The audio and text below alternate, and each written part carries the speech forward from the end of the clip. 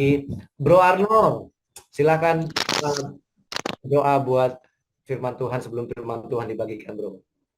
Terima kasih Tuhan.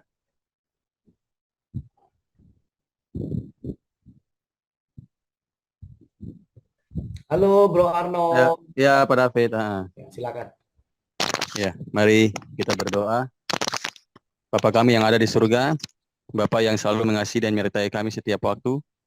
Pada malam hari ini, kami mengucap syukur atas berkat dan pertolongan Tuhan sehingga kami dapat berkumpul di Zoom ini dalam keadaan sehat. Tidak dapat kami ungkapkan betapa besar kasih yang Tuhan berikan selain pujian dan penyembahan yang dapat kami berikan. Biarlah dalam ibadah pada hari ini boleh berkenan di hadapan-Mu dan dapat menjadi terang bagi orang lain. Biarlah ibadah kami hari ini boleh dapat berjalan dengan lancar, mulai awal, pertengahan, hingga akhirnya. Sertai dan bimbing kami terus Tuhan agar tetap dan selalu menjalankan kewajiban kami setiap hari dengan baik. Buat saudara kami yang masih dalam persiapan untuk mengikuti Zoom ini, Tuhan sertai dan berkati. Di dalam nama Tuhan Yesus yang menjadi juru selamat kami, yang hidup kami mau memulai ibadah ini. Haleluya, amin. Amin. Ya, sore hari ini kita mau belajar dari firman Tuhan.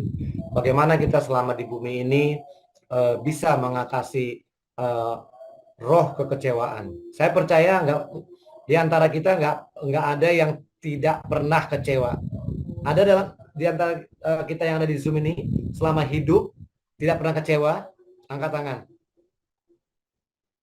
Bohong kalau kita bilang kita nggak pernah kecewa. Justru kita sering dalam hidup ini pasti banyak kekecewaan. Apakah kita mengecewakan orang atau kita dikecewakan orang? Ya. Tapi sore hari ini kita dikasih firman Tuhan. Kita belajar bagaimana kita bisa mengatasi setiap roh kekecewaan dalam hidup kita dengan fondasi, dengan senjata firman Tuhan. Ada banyak orang untuk mengatasi roh kekecewaan, mereka lari ke narkoba, mereka lari ke seks, mereka lari ini dan itu, yang itu hanya bisa mengobati sementara. Tapi ketika kita menggunakan firman Tuhan sebagai senjata kebenaran untuk mengatasi roh kekecewaan dari iblis ini, kita pasti keluar sebagai pemenang. Amin. Mari kita langsung ke slide pertama. Kekecewaan itu salah satunya adalah signal atau tanda kita kehilangan fokus. Ya, jadi kalau saudara dan saya mulai sering menghadapi kekecewaan demi kekecewaan dan kita entertain itu dalam hidup kita, ya, itu sudah memberi tanda sebenarnya dalam hidup kita, dalam diri kita bahwa kita kehilangan fokus. Jadi kita harus cepat berbalik nih sebelum dia menguasai kita secara penuh. Mari kita buka di Matius 11 ayat 2 sampai 6.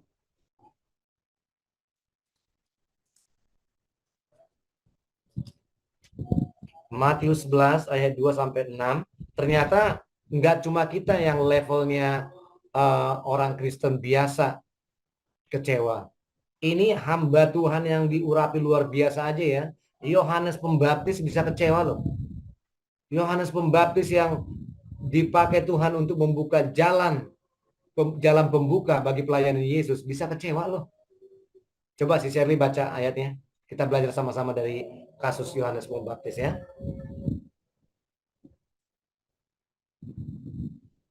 Ayo si Shirley, Matius 11 ayat 2 sampai 6. Ayat 2 sampai 6.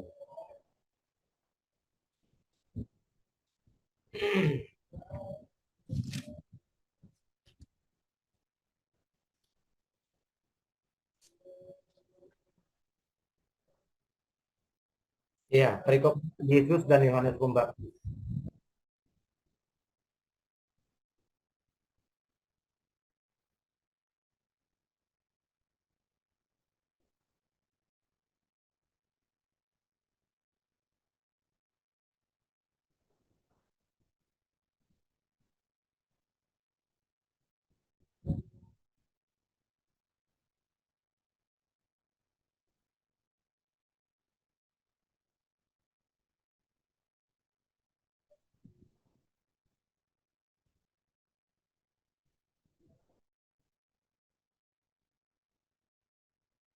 Amin. Kita perhatikan ya. Di dalam penjara, Yohanes mendengar tentang pekerjaan Kristus.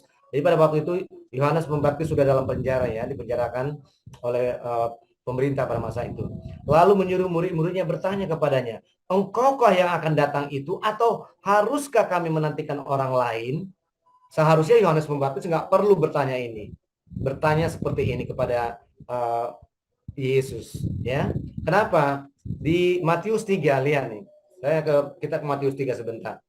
Yohanes Pembaptis, ya, pada waktu itu tampillah Yohanes Pembaptis di padang gurun Yudea dan memberitakan, bertobatlah sebab kerajaan surga sudah dekat. Dan selanjutnya dia memberitakan Mesias anak Allah. Dia yang membuka pelayanan Yesus loh. Tapi di Matius 11 dia berkata seperti itu. Makanya Yesus menjawab. Kalau Yesus tuh dahsyat banget ya. Dia kalau menjawab segala sesuatu cespleng, tepat pada sasaran, ya. Dia tahu nih Yohanes Pembaptis ini kecewa nih, ya. Yesus menjawab mereka, pergilah dan katakanlah kepada Yohanes apa yang kamu dengar dan kamu lihat. Nah, nggak perlu gitu loh. Yohanes Pembaptis tuh harusnya udah tahu dialah Mesias itu. Orang buta melihat, orang lumpuh berjalan, orang kusta menjadi tahir, orang tuli mendengar, orang mati dibangkitkan, dan kepada orang miskin diberitakan kabar baik. Ayat 6-nya ini. Dan berbahagialah orang yang tidak menjadi kecewa dan menolak aku. Amin. Jadi kalau kita sebagai anak Tuhan, ya gereja Tuhan, mulai dihinggapi kekecewaan demi kekecewaan, roh kecewa, itu pasti tanda buat kita supaya kembali fokus. Itu udah tanda kehilangan fokus kita, tujuan kita. Amin. Yang kedua, kekecewaan bisa terjadi karena kita berharap dapat pahala, upah, pengakuan dari sesama. Benar nggak? Ya. Kenapa? Karena kita hidup di planet yang dijejali kemunafikan, di mana orang baik haus akan pengakuan dan orang jahat penuh dengan pencitraan. Ini quotes-nya bagus sekali nih. Saya ulangi ya. Kita hidup di planet yang dijejali kemunafikan, di mana orang baik haus akan pengakuan dan orang jahat penuh dengan pencitraan. Ya, jadi saudara nggak usah jauh-jauh lihat di sekitar kita, lihat apa yang terjadi di kehidupan sekarang. Semua para penjahat itu melakukan pencitraan. Jadi orang-orang yang melakukan pencitraan pasti orang jahat. Ya. Nah, kita sebagai anak-anak Tuhan seringkali kecewa karena kita berharap setelah kita melakukan sesuatu, setelah kita melakukan pekerjaan Tuhan, kita butuh pengakuan dari orang lain. Ya apa ya? Ayo jawab jujur deh. Ya, setiap kita memiliki hal itu. Saat kita telah melakukan segala sesuatu dengan baik, kita nggak mau apa yang kita lakukan itu cuma dinikmati oleh diri kita sendiri dan orang-orang yang kita layani. Kita juga pengen diakui eksistensinya oleh orang lain. Betul apa betul? Tapi kalau itu yang jadi motivasi hati kita, kita bukannya mendapatkan pahala atau rewards, justru akan tambah kecewa. Mari kita belajar dari perikop firman Tuhan, Lukas 14 ayat 25 sampai 23. Bro Arnold, boleh bantu saya baca? Saya di kantor Pak David, tidak ada Alkitab. Saya di kantor. Nggak apa-apa. Oh, nggak di handphone juga nggak ada ya? Nggak ada. Oke, baik. Saya bacakan buat kita semua. Lukas 14 ayat 23 sampai 25, ini kebalik nih saya tadi. Ngetiknya buru-buru ya. Ayat 23 sampai 25. Lalu kata Tuhan itu kepada hambanya, pergilah ke semua jalan dan lintasan dan paksalah orang-orang yang ada di situ. Paksalah orang-orang yang ada di situ masuk, ya, karena rumahku harus penuh. Sebab aku berkata kepadamu, tidak ada seorang pun dari orang-orang yang telah kudang itu akan menikmati jamuanku. Oke, ini ayat pentingnya di ayat 25. Segala sesuatu harus dilepaskan untuk mengikuti Yesus. Pada suatu kali banyak orang berduyun-duyun mengikuti Yesus dalam perjalanannya sambil berpaling. Ia berkata kepada mereka, "Jikalau seorang datang kepadaku dan ia tidak membenci bapaknya, ibunya, istrinya, anak-anaknya, saudara-saudaranya laki-laki atau perempuan, bahkan nyawanya sendiri, ia tidak dapat menjadi muridku. Barang siapa tidak memikul salibnya dan mengikut aku, ia tidak dapat menjadi muridku." Artinya kita harus melepaskan segala sesuatunya terlebih dahulu untuk kita bisa mengikuti Yesus, tanpa nantinya kita akan diikuti oleh kekecewaan. Akibat apa? Kita berharap dapat pahala, upah, pengakuan dari sesama. Kalau itu masih ada dalam diri kita masing-masing, teman-teman, ya, setelah kita melakukan kebaikan, setelah kita melakukan kebenaran firman Tuhan, setelah kita memberitakan firman Tuhan, dan kita berharap dapat pahala, upah, pengakuan dari sesama, kita belum jadi bagian dari apa yang Yesus maksudkan di Lukas 14 ini tadi. Amin. Terlebih kita hidup di penghujung, di ujung penghujung akhir zaman, di mana, saya ulang lagi ya, ini quote-nya bagus sekali. Kita hidup di planet yang dijejali kemunafikan, di mana orang baik haus akan pengakuan dan orang jahat penuh dengan pencitraan. Berikutnya, kekecewaan juga signal atau tanda kita kehilangan motivasi melanjutkan perjalanan. Apakah itu perjalanan karir kita, perjalanan pelayanan kita, perjalanan kehidupan kita, perjalanan keluarga kita, dan lain sebagainya. Di Amsal 24 ayat 10 dikatakan bahwa kalau seseorang itu tawar hati pada saat kesesakan, itu membuktikan manusia rohnya itu kecil, lemah. Kita buka sebentar ya. Amsal 24. Saya harus sedikit menghemat suara saya karena dari kemarin teriak-teriak. Ya, nanti tanggal 16 juga saya akan teriak-teriak lagi nih. Amsal 24 ayat 10. Ya, satu orang bantu saya baca dengan keras. Ini penting nih buat kita supaya kita tahu fokus kita, bahwa kita selama kita menjadi murid Kristus di muka bumi ini, satu hal yang selalu kita harus exercise setiap hari, mendewasakan manusia roh kita, melatih manusia roh kita supaya kuat. Ayo si Shirley bacakan yang keras.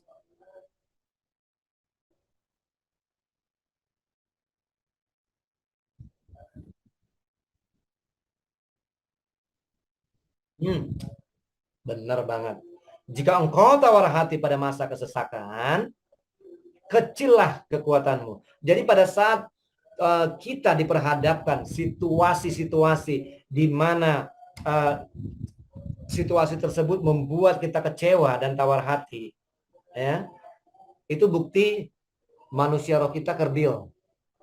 Ya, saya udah berkali-kali ngomong, setiap kali kita berkata tentang hati, pelita, perut, ya, itu berbicara tentang manusia roh. Jadi kalau kita, manusia roh kita tawar hati pada saat momen-momen di mana kita tiba-tiba jadi kecewa, ya, akibat peristiwa tersebut, bukti manusia roh kita masih kecil, masih perlu didewasakan, masih perlu di-exercise. Amin. Itu tanggung jawab kita loh setiap hari untuk mendewasakan manusia roh kita. Orang yang manusia rohnya dewasa, dia bukan cuma sensitif terhadap suara Tuhan, suara setan, dia juga gak gampang terprovokasi oleh situasi yang dihadapi. Apakah itu dalam keadaan di lembah kekelaman, dalam duka cita, gak akan gampang dipengaruhi. Amin. Kuncinya adalah di manusia roh kita. Makanya di Lukas 1 ayat 80 dikatakan, dia, si Yohanes Pembaptis ini, manusia rohnya terus bertumbuh menjadi dewasa. Nggak percaya? Saya buka sebentar.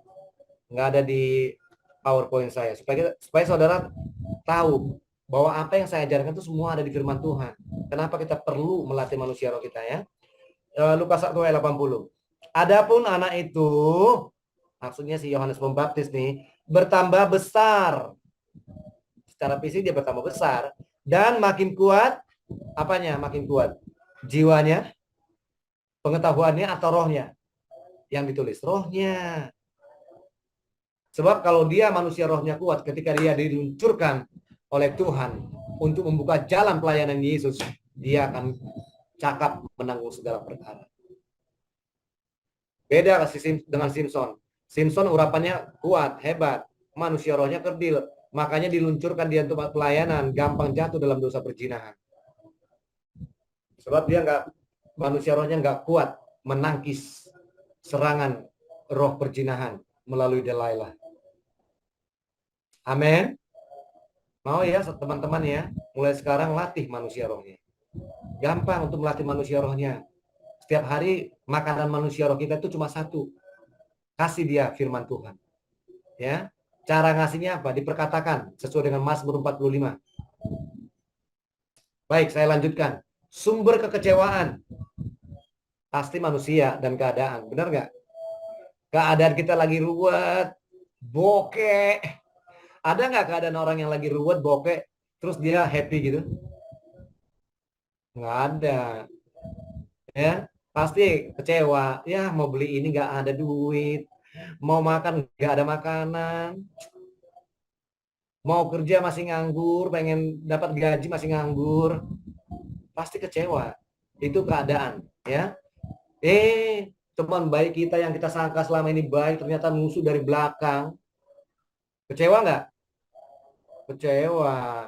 Teman teman satu pos kita yang selama ini kita percaya, ternyata maling. Kecewa nggak? Kecewa. Jadi sumber kekecewaan cuma dua, manusia dan keadaan. Ya. Nah, apa yang terjadi saat kekecewaan atau saat kita mengalami kekecewaan itu? Cuma dua pilihan, teman-teman. Tidak ada yang lain. Ya. Terpuruk dan semakin jauh dari Tuhan atau justru lebih mendekatkan diri kepada Tuhan. Ya, saya ambil contoh dari kasus si Shirley ya. Kalau tadinya si Shirley setelah tahu apa yang terjadi dengan kasus F ini, ternyata udah punya istri, udah punya anak. Kalau pilihan si Shirley yang pertama, dia akan semakin terpuruk loh. Dan akan semakin jauh dari Tuhan. Tetapi yang saya lihat, si Shirley meresponi, bangkit, dan mendekatkan diri kepada Tuhan. Baru keluar sebagai pemenang. Amin. Nah, itu cuma dua pilihan. Dan pilihan respon kita diberikan pada saat kita mengalami kekecewaan. Mau terpuruk, terus semakin jauh dari Tuhan, atau bangkit, atau semakin mendekatkan diri kepada Tuhan. Itu doang. Dan pilihan ada pada kita masing-masing. Ya. Nah, ini yang poin terpenting dan poin inti khotbah saya sore hari ini. Bagaimana kita bisa mengatasi kekecewaan? Kunci mengatasi kekecewaan sesuai dengan firman Tuhan. Satu, berteguh hati. Ya. Kita buka sebentar di Mazmur 27. Ini saya suka sekali Mazmur 27 ini. Ya, terutama buat anak-anak yatim piatu, saya anak-anak pelayanan jalanan, rumah singgah, saya suka sekali membagikan Mazmur 27 ini. Orang-orang yang kehilangan orang tua, ya, terutama di ayat 10 ya, tapi yang mau saya bagikan adalah ayat 3-nya. Oke. Sekalipun tentara berkemah mengepung aku, tidak takut hatiku. Kenapa dia tidak takut? Hatinya teguh. Sekalipun timbul peperangan melawan aku, ya, ada banyak gosip-gosip tentang saya oleh orang-orang ini itu, nggak perlu takut. Mau diapain juga, ditusuk dari belakang, diguna-gunain di sana, nggak perlu takut. Ya, sebab dalam hal itu pun aku tetap percaya.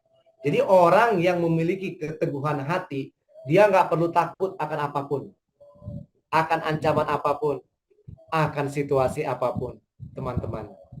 Dan saya mau Mazmur 27 ayat 3 ini digenapi dalam hidup kita masing-masing. Amin. Satu ayat lagi, Yosua 1 ayat 9. Haleluya. Yosua 1 ayat 9. Perhatikan baik-baik ini ya. Apa kata firman Tuhan?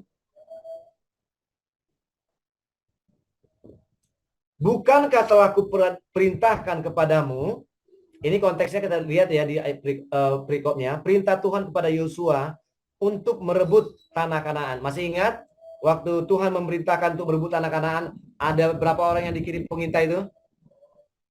Sherry masih ingat berapa orang pengintai? 12. Yang datang membawa kabar baik berapa?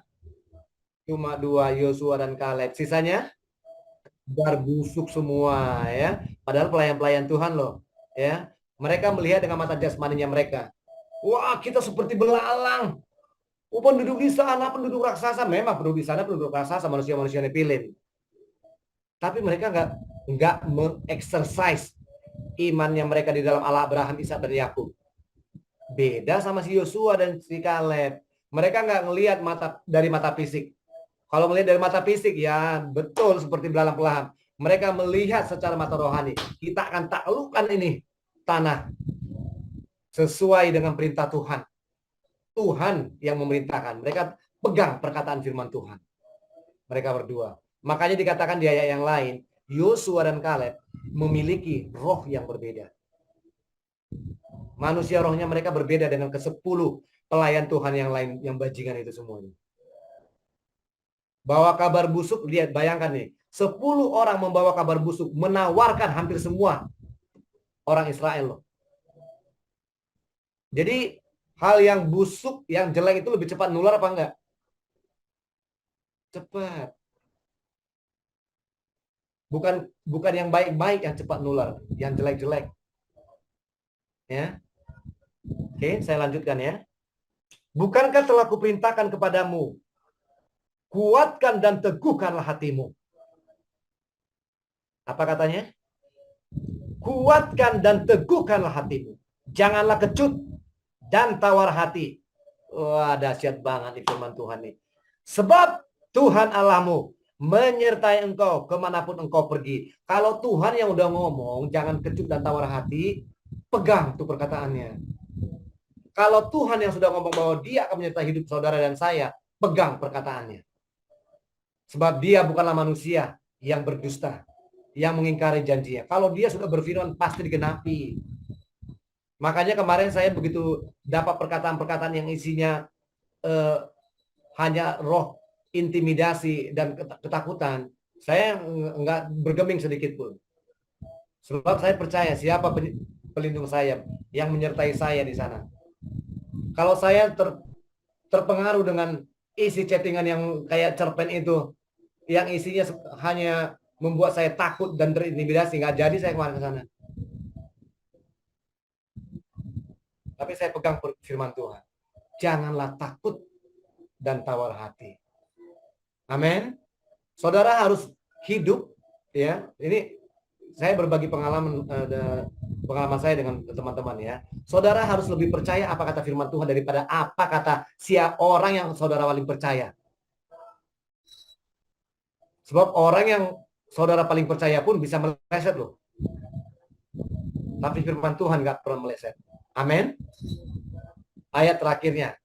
Ulangan 31 ayat 16.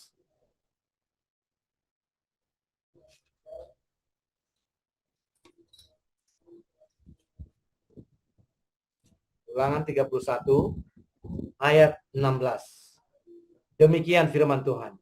Tuhan berfirman kepada Musa, ketahuilah engkau akan mendapat perhentian bersama-sama dengan nenek moyangmu, dan bangsa ini akan bangkit dan berjinah dengan mengikuti Allah asing yang ada di negeri kemana mereka akan masuk. Mereka akan meninggalkan aku dan mengingkari perjanjianku yang kuikat dengan mereka. Ya, waktu Tuhan ngomong ini ke Musa, dia tetap berteguh hati dan dia percaya bahwa apa yang dikatakan Tuhan, dia akan mendapat perhentian bersama-sama dengan nenek moyangnya, digenapi. Ya, kalau saudara perhatikan kisah hidup Musa, di akhir hidupnya dia dikumpulkan bersama dengan nenek moyangnya. Dan dia ketika Tuhan ngomong hal ini, Musa pun teguh hatinya melihat apa yang akan terjadi nanti terhadap bangsa Israel. Kocar kacir, sebab mereka akan memberontak. Hatinya tetap teguh. Amin. Saya mau saudara dan saya seperti itu. Walaupun Tuhan sendiri udah ngomong, ada suatu nanti kejadian yang nggak mengenakan, akan terjadi begini begitu. Saudara nggak akan tergoncangkan. Sebab saudara berpegang janji firman Tuhan. Amin. Berikutnya, bagaimana kita mengatasi kekecewaan sesuai dengan firman Tuhan? Ubah cara pandang kita. Ya. Makanya dikatakan pertobatan itu ya adalah metanoia, perubahan pikiran, perubahan paradigma. Seseorang tidak mungkin bisa dikatakan bahwa orang itu sudah bertobat sampai terjadi metanoia, perubahan pikiran. Jadi kalau saudara dan saya udah ngakunya bertobat, ya udah lahir baru, tapi pola pikirnya nggak berubah-ubah, nggak ada metanoia, belum bertobat. Harus ada terjadi metanoia. Makanya Kristus mencurahkan darahnya di Kalvari, ya, untuk kita bisa memiliki kesempatan untuk bermetanoia. Filipi 3 ayat 8. Si Shirley lagi tolong bantu saya baca, sis. Filipi 3 ayat 8.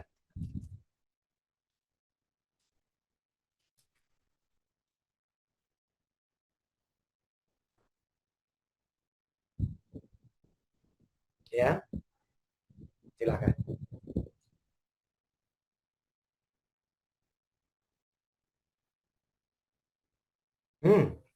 Salah kali. Ayat 8. Malahan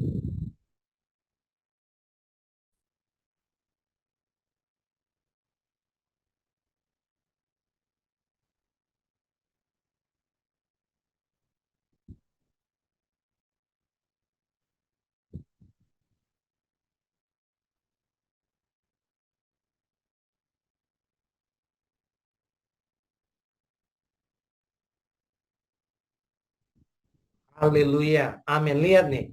Paulus aja ya yang luar biasa dipakai Tuhan, luar biasa dari segi pengetahuan, latar belakang apapun nggak ada nandingin dia di antara kita. Not even 1%-nya. Tapi dia ngomong gini loh. Malahan segala sesuatu ku anggap rugi karena pengenalan akan Kristus Yesus, Tuhanku, lebih mulia daripada semuanya. Oleh karena dialah aku telah melepaskan semuanya. Apa yang dilepaskan dia? Keyahudian dia, ya, kehebatan dia dalam hukum Taurat, pengetahuan dia dan lain sebagainya. Dan dia nganggap apa itu semuanya? Sampah. Kalau Paulus saja menganggap semua itu sampah, kita lihat orang-orang di sekitar kita, pendeta-pendeta malah ngejar-ngejar itu loh, ngejar-ngejar gelar, ngejar-ngejar semua yang Paulus ini udah dapatkan. Orang kalau sungguh-sungguh mau melepaskan segala sesuatu yang untuk Kristus, semuanya harus di belakang. Kristus harus yang utama. Amin. Makanya kalau Paulus saja bisa ngomong gitu, apalagi saudara dan saya harus lebih lagi. Ini kita udah gak punya apa-apa, udah gembel, hidupnya susah. Untuk melepaskan kepahitannya susah banget. Tuh ngampuni aja kok susah banget. Halo. Ini Paulus nih, lihat nih. Kalau dari segi silsilah aja kita tahu lah semua siapa Paulus tuh. Dia anggap semua apa yang dia dapatnya dulu sampah, teman-teman. Kenapa dia anggap sampah? Supaya dia bisa memperoleh Kristus. Saudara dan saya harus sampai di level itu. Semua yang mengikat kita, menawan pikiran kita, apakah itu kekayaan, ya, keluarga, ini itu harus kita taruh di belakang. Kejar Kristusnya. Baru kita bisa melihat segala sesuatu dari cara pandang, sudut pandang kerajaan surga, sudut pandangnya Allah. Amin. Selama kita terikat dengan segala sesuatu yang masih membebani hidup kita dari hal-hal duniawi, kita nggak akan bisa memiliki cara pandang Kristus. Amin. Makanya metanoia itu penting sekali, teman-teman. Ya, satu ayat terakhir sebelum kita masuk dalam perjamuan kudus. Terima keadaan, ya. Kita sebagai manusia pasti ada keterbatasan. Kita nggak bisa menyamakan apa yang punya Pak Arnold, saya punya. Apa yang saya punya, kalian mau pengen punya, ya. Karena setiap kita tuh unik, ya. Makanya saya sukanya di dalam Tuhan kayak gitu tuh. Kita unik, masing-masing kita unik. Makanya kita sebagai tubuh Kristus ada fungsi masing-masing. Ya, jangan mau jadi Kristen antik. Jadilah Kristen yang unik, ya. Baik, kita baca di Keluaran 2 ayat 11 sampai 14. Keluaran 2 ayat 11 sampai 14. Saya bacakan ya buat kita semua ya. Pada waktu itu, ketika Musa telah dewasa, ia keluar mendapatkan saudara-saudaranya untuk melihat kerja paksa mereka. Lalu dilihatnya seorang Mesir memukul orang Ibrani.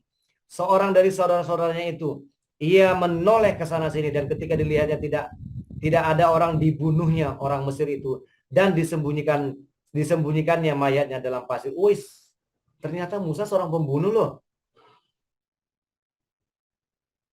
Seorang pembunuh bisa dipakai Tuhan luar biasa loh. Mengeluarkan bangsa Israel keluar dari perbudakan Mesir. Jadi kalau saudara dan saya punya masa lalu yang buruk, jangan berkecil hati. Ya. Siapa tahu Tuhan punya rencana divine planning-nya Tuhan untuk memakai saudara dan saya. Di tengah kekurangan saudara. Ini Musa sebelum dipakai Tuhan, lihat pembunuh loh dia. Ketika keesokan harinya, ia keluar lagi, didapatinya dua orang Ibrani tengah berkelahi. Ia bertanya kepada yang bersalah itu. Sebab di ayat 12 tadi kan setelah dia membunuh, dia menyembunyikan mayat itu di dalam pasir. Dia pikir nggak ada orang yang lihat. Ternyata ada yang lihat loh. Ya. Ia bertanya kepada yang bersalah itu, mengapa engkau pukul temanmu? Tetapi jawabnya, siapakah yang mengangkat engkau menjadi pemimpin dan hakim atas kami? Apakah engkau bermaksud membunuh aku, sama seperti engkau telah membunuh orang Mesir itu? Wih, kira-kira si Musa ketika ketahuan kayak gitu, takut nggak? Takut dong, dia tadi bunuh orang, disembunyikan di pasir, lihat kiri kanan nggak ada orang nih. Ternyata ada yang lihat. Musa menjadi takut. Sebab pikirnya, tentulah perkara itu telah ketahuan. Sebagai manusia dia pasti ketakutan. Ya, makanya dia sebelum dipakai Tuhan, ya, dia diproses di padang gurun selama 40 tahun. Akibat peristiwa ini. Ya. Akibat peristiwa itu dia melarikan diri dan menjadi gembala selama 40 tahun, baru di 40 tahun berikutnya dia dipakai Tuhan. Jadi selalu ada prosesnya teman-teman. Saat kita melakukan kesalahan, saat kita mulai meninggalkan hidup lama kita pada hidup baru dalam Tuhan, nggak instan langsung dipakai Tuhan. Saya pun demikian. Nggak instan begitu saya lahir baru, bertobat lahir baru tahun 97, langsung dipakai untuk memberitakan firman Tuhan. Proses. Jatuh, bangun, proses, terus dibentuk. Bahkan sampai hari ini kita semua dibentuk. Amin. Tetapi kita nggak perlu takut. Kita harus terima keadaan. Kalau keadaan saudara dan saya hari ini diperhadapkan dengan dimana ada anggota keluarga saudara menjadi pembunuh, ya, menjadi germo, pelacur, penjahat, jangan kecil hati, jangan tawar hati. Mungkin ada satu episode yang lagi dipersiapkan Tuhan untuk orang itu. Seperti murid Moses. Jangan lihat dia sekarang loh di penjara. Ya. Siapa tahu di rencananya Tuhan yang ilahi, dia lagi dipersiapkan Tuhan untuk memuliakan dan membesarkan nama Tuhan suatu hari nanti melalui peristiwa yang dia alami. Amin. Ya. Maria, masih ingat Maria Magdalena, pelacur itu yang dilepaskan dari 7 roh jahat? Namanya sampai sekarang dimanapun orang kalau memberitakan Injil, namanya ada nggak? Ada. Rahab, demikian juga Rahab pelacur itu yang menyelamatkan orang Israel, Yosua dan kawan-kawan. Namanya dikenang sampai keabadian. Sebab tertulis di Alkitab, Rahab, pelacur yang menolong bangsa pilihan Tuhan. Amin. Jadi selalu ada harapan di dalam Tuhan, sebab Tuhan selalu punya rencana yang lebih daripada kita. Kalau kita rencana manusia gagal, ya udah putus asa. Kalau sama Tuhan nggak begitu. Rencana A-nya nggak berhasil, dia buat rencana B-nya. Makanya kita ada perumpamaan kan, kita ini seperti tanah liat, dia penjunan. Nggak jadi, dibanting lagi sampai terbentuk. Ini masih kurang halus, dibanting lagi. Amin. Indah ikut Tuhan. Sebab ada proses ilahi yang kita jalani, tapi Tuhan sendiri yang membimbing kita dan menolong kita untuk kuat menghadapi dan menjalaninya. Amin. Mari kita tutup dalam doa sambil kita mempersiapkan. Ya.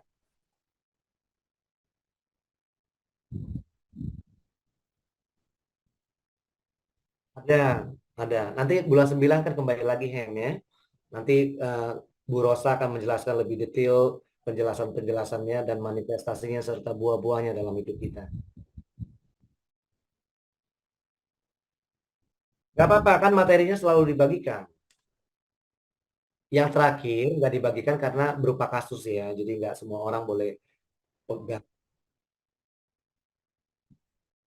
Dibagi ya? Saya bagi loh, tanya Sis Desi deh. Saya bagi loh. Ya.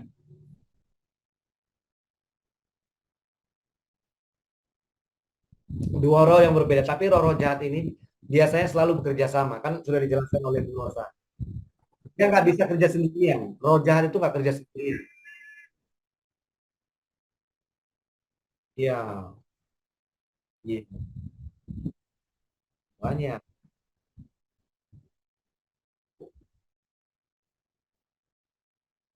Gantung. Iya, kalau misalkan kamu melayani laki-laki, laki-laki jangan gitu. Kecuali laki-laki itu emang backgroundnya eh, orientasi seksualnya gay gitu nggak apa-apa, ya. Tapi baiknya melayani sesama jenis. Sebaliknya, sebaliknya kalau backgroundnya katakanlah dia backgroundnya seorang lesbian dulunya, tapi dia sudah bertobat melayani Tuhan. Terus ada lesbian yang mau dilayani, sebaiknya jangan, yang melayani perempuan straight. Normal. Jangan. Biar laki-laki yang melayani. Hati-hati loh. Itu setan selalu mengintip sampai celah terbuka. Terus harus kalau ada saksi ya, harus ada teman. Sebab nggak bisa melayani orang tuh satu-satu. Sesuai dengan Amos 3 ayat 3, dua-dua, berdua-dua. Jadi jangan pernah pelayanan, apalagi pelayanan konseling, pelepasan, sendirian. Wah, itu nanti setan bisa tuduh macam-macam, bisa difitnah, nggak ada saksi kan? Tapi ya kalau ada saksi nggak bisa, setannya dibungkam. Makanya harus selalu berduo-duo kalau pelayanan. Boleh. Yang penting ya, nanti kalau ada fitnahan, tuduhan yang tidak ada saksi, ada bukti. Apa-apa. Kalau kamu tetap melayani, paling tidak ada yang mendampingi kamu. Ya, jangan sendirian. Biar gimana dia laki-laki yang sudah akhir balik, ya, yang seksualnya sudah tumbuh sempurna.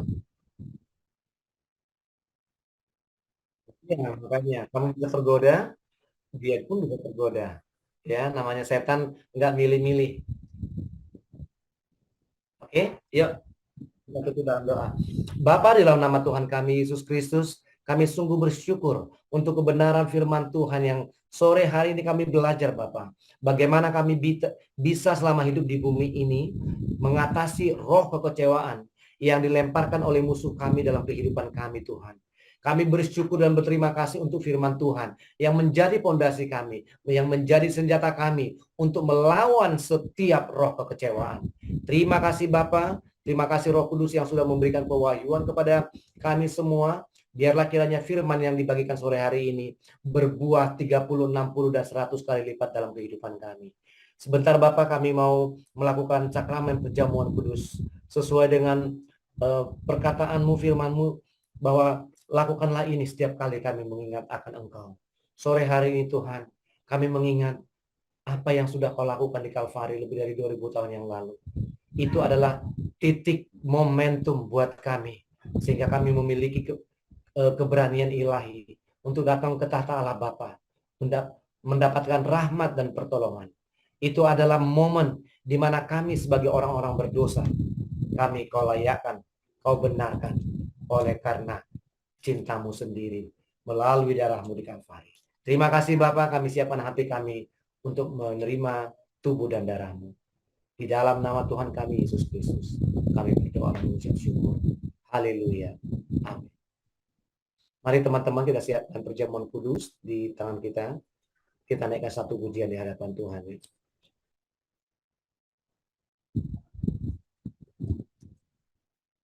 Terima kasih Tuhan Yesus.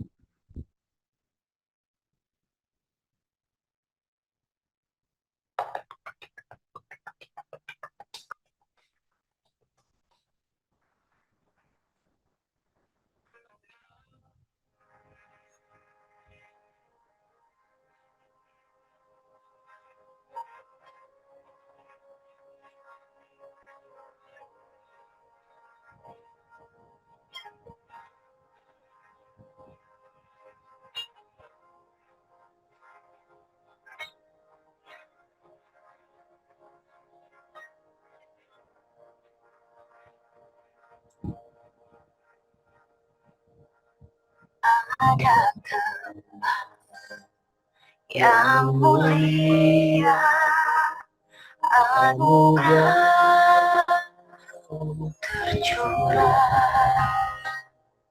Kau berikan hidup sebagai ganti dosa.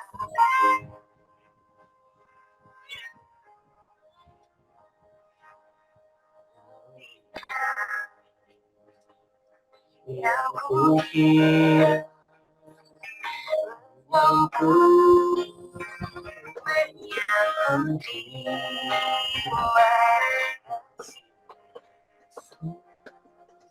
yang abadi kembali di Kalvari.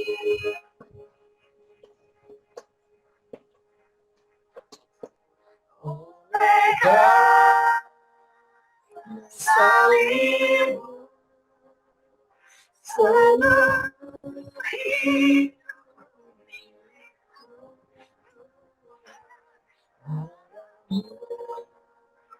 sucikan salibmu.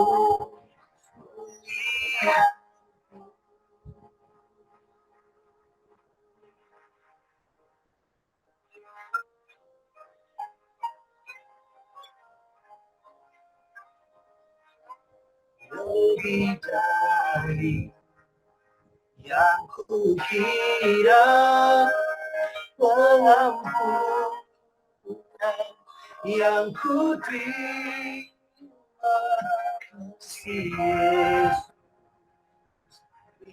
yang abadi melahirkan.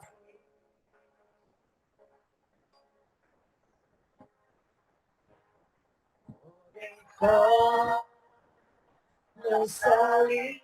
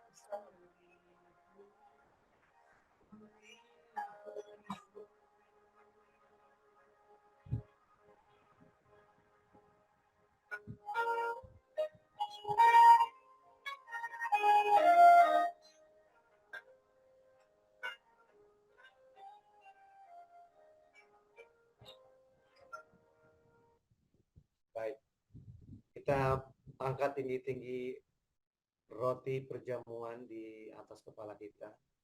Dan saya akan bacakan firman Tuhan.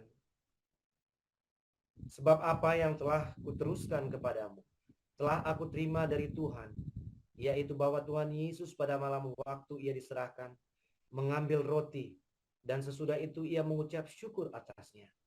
Ia memecah-mecahkannya dan berkata, inilah tubuhku yang diserahkan bagi kamu, perbuatlah ini menjadi peringatan akan aku.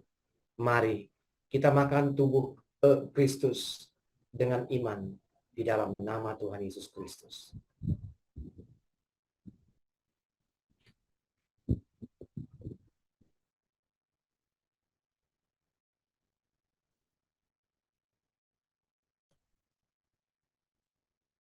Mari kita persiapkan cawan anggur perjamuan yang adalah darah Kristus. Kita angkat tinggi-tinggi di atas kepala kita. Demikian juga ia mengambil cawan sesudah makan, lalu berkata, cawan ini adalah perjanjian baru yang dimeteraikan oleh darahku. Perbuatlah ini setiap kali kamu meminumnya, menjadi peringatan akan aku. Sebab setiap kali kamu makan roti ini dan minum cawan ini, kamu memberitakan kematian Tuhan sampai ia datang. Mari kita minum dengan ucapan syukur di dalam nama Tuhan Yesus Kristus.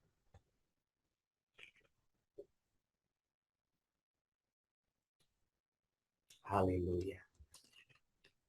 Terima kasih Bapa untuk pengorbanan darah putramu yang kau kasihi, Kristus Yesus, untuk menebus kami orang-orang berdosa ini.